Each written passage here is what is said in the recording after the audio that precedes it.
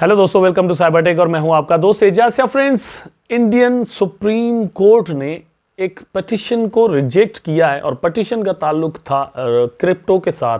बल्कि ये कह लें कि क्रिप्टो का एक बहुत बड़ा स्कीम है, मतलब जिसको स्कीम के अंदर कंसीडर किया जा सकता है। उसके साथ उसकी पूरी डिटेल मैं आपके साथ इस वीडियो में शेयर करने वाला हूं। यहाँ से कुछ चीज़ें, कुछ ट्रैक, कुछ रास्ता हमें मिलता है कि इंडिया की रेगुलेशंस जो है वो किस रास्ते पर आगे आने वाले दिनों में जा सकती हैं।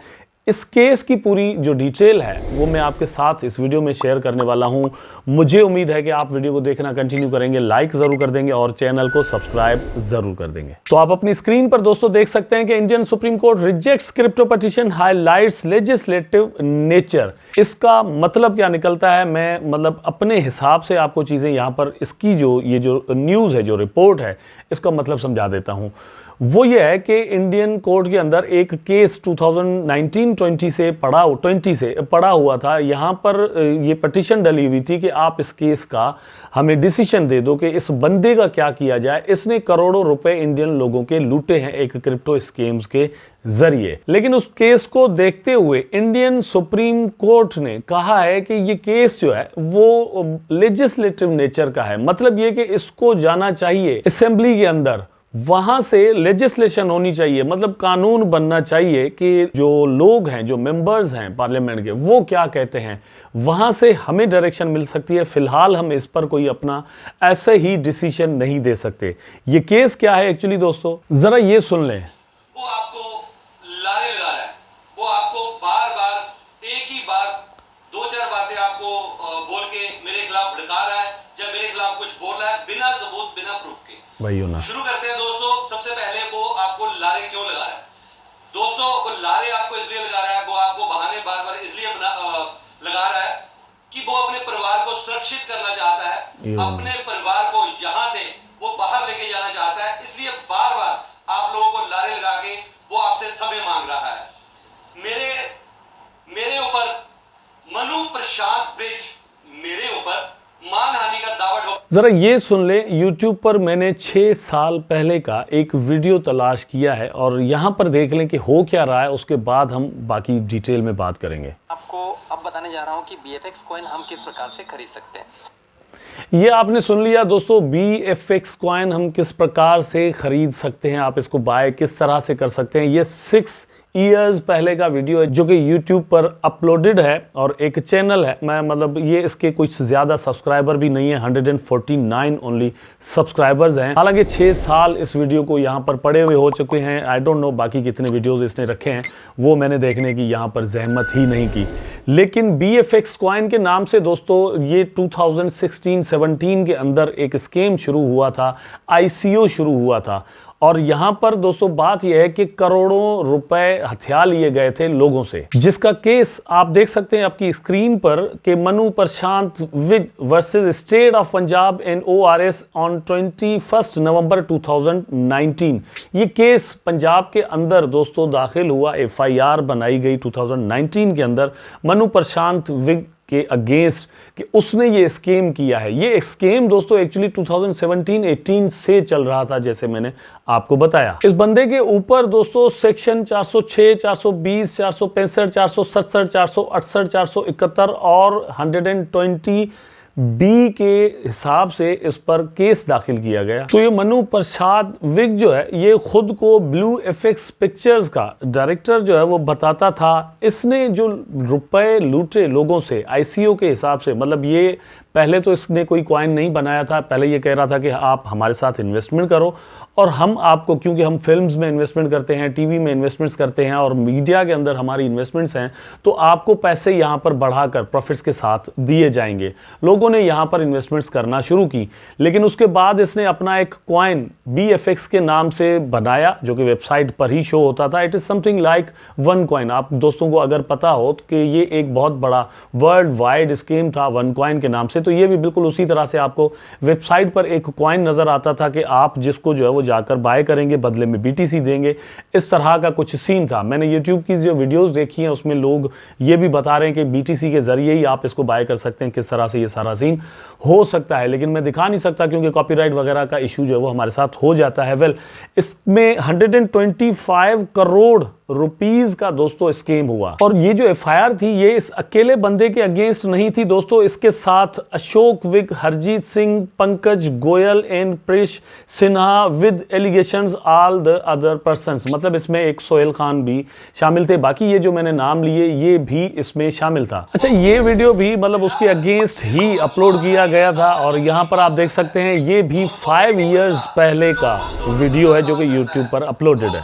वो यहाँ से क्रिप्टो करेंसी का 2 नंबर का धंधा कर रहा है, वो मेरे ऊपर मानहानि का क्या पर्चा डालेगा, वो क्या मेरे ऊपर मानहानि का केस करेगा। आप जरा इसका स्क्रीनशॉट यहां पर देख लें कि questioning to Manu Prashant Vig on BFX coin listing, 5 years पहले का ये वीडियो है। और ये मतलब एक भट्टी साहब हैं कोई, उसके अगेंस्ट यहां पर बात कर रहे हैं। इन्होंने भी कोई इन्वेस्टमेंट वगैरह यहां पर की हुई थी। ये वीडियो भी दोस्तों 5 इयर्स पहले का है, 5 साल पुराना ये वीडियो है जो कि अपलोडेड है। आज डिसीजन आया है सुप्रीम कोर्ट ऑफ इंडिया से।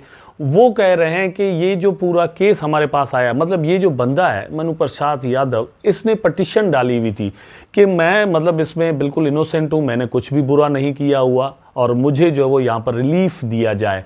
सुप्रीम कोर्ट ने ये कहा है कि आपका जो केस है ये लेजिस्लेशन के साथ ताल्लुक़ रखता है कि इंडियन गवर्नमेंट क्रिप्टो करेंसीज़ को लेकर ट्रेडिंग और बाकी जितनी भी एक्टिविटीज़ क्रिप्टो के अंदर होती है उसको लेकर किस तरह की लेजिस्लेशन करती है, मतलब किस तरह के कानून बनाती है, लॉज बनाती है, किस तरह की जो है वो वहाँ पर सज़ाएं रखती है, आखिरकार वो क्या यहाँ पर गाइडलाइंस देती हैं इन्वेस्टर्स को या फिर जो इन्वेस्टमेंट लेते हैं लोगों से उनको, उनके हिसाब से ही यहाँ पर जो है वो हम कल को डिसीजन भी दे सकते हैं। फिलहाल के लिए इंडियन गवर्नमेंट ने ऐसा कोई भी खास कानून नहीं बनाया हुआ, तो इसलिए हम कुछ भी फिलहाल नहीं कह सकते। मनु प्रसाद यादव को दोस्तों गिरफ्तार किया गया 2020 के अंदर और इनको गिरफ्तार किया गया था the economic offence wing EOW की जानिब से। और इसके अगेंस्ट जो एप्लीकेशन थी वो टोटल 133 लोगों ने दी थी।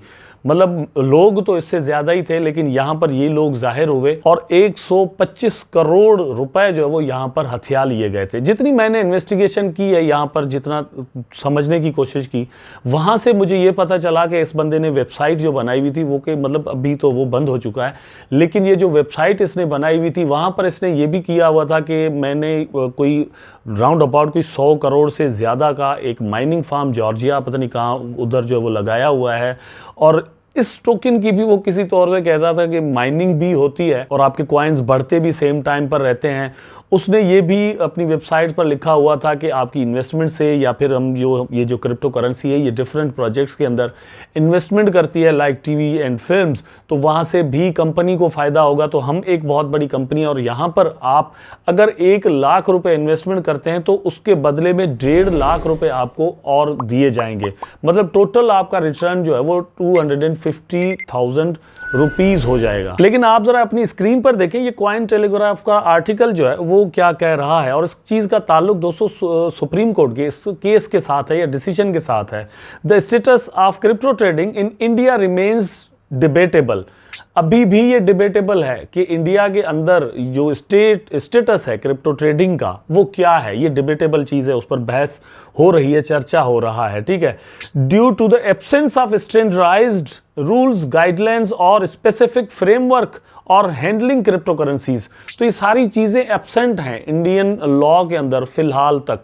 लेकिन हमें इस चीज का जरूर पता है कि 2021 के एंड या फिर 2022 के अंदर टैक्स यहाँ पर 30% का जो है वो लगा दिया गया था। 29% एक और 1% एक करके टोटल कोई 30% टैक्स यहाँ पर जरूर लगा दिया गया था। अब यहाँ पर हो क्या रहा है, India is reportedly developing a crypto currency regulatory framework drawing from joint recommendations by the international monitoring fund. India ही वो कंट्री है जिसने बार बार डिफरेंट जो मल्टीनेशनल फॉर्म्स हैं, इंटरनेशनल फर्म्स हैं, फोरम्स हैं, सॉरी, वहाँ पर जाकर स्पीचेस की और कहा कि क्रिप्टो करेंसीज को रेगुलर करने में या उसके बारे में रेगुलेशंस बनाने में हमें पूरी दुनिया को मिलकर कोई काम करना होगा या करना चाहिए। उसके बाद एक फ्रेमवर्क या एक पाथ जो है वो IMF ने भी दिया और इंडिया ने उसको वेलकम किया और कहा कि हम इसके हिसाब से ही कुछ रेगुलेशंस यहां पर बनाने वाले हैं। इंडिया दुनिया के कुछ ऐसे कंट्रीज में इस वक्त आ जाता है जो कि क्रिप्टो करेंसीज की ट्रेडिंग को लेकर लॉज बनाने में बड़ी रश के अंदर नजर आ रहे हैं। अच्छा खासा मतलब ये फील होता है, लगता है कि या तो ये क्रिप्टो को बैन करने के चक्कर में है या फिर कुछ स्ट्रिक्ट लॉज बनाने के चक्कर में है। लॉज के अगेंस्ट हम दोस्तों नहीं हैं, ना आप हैं ना हम हैं। हम ये चाहते हैं कि लॉज यहाँ पर ज़रूर बनने चाहिए। कोई भी चीज़ लॉज के बगैर अगर चलती रहेगी तो आनन फानन होगी, उसके कॉन्सिक्वेंसेस जो है वो ज़रूर सामने आएंगे। तो लॉज का बनना एक अलग बात है और ज़रूर बनने चाहिए। स्कीम होते हैं, हैकिंग्स होती हैं, बहुत कुछ यहां पर होता है, तो उसको रोकने के लिए कानून जरूर बनने चाहिए।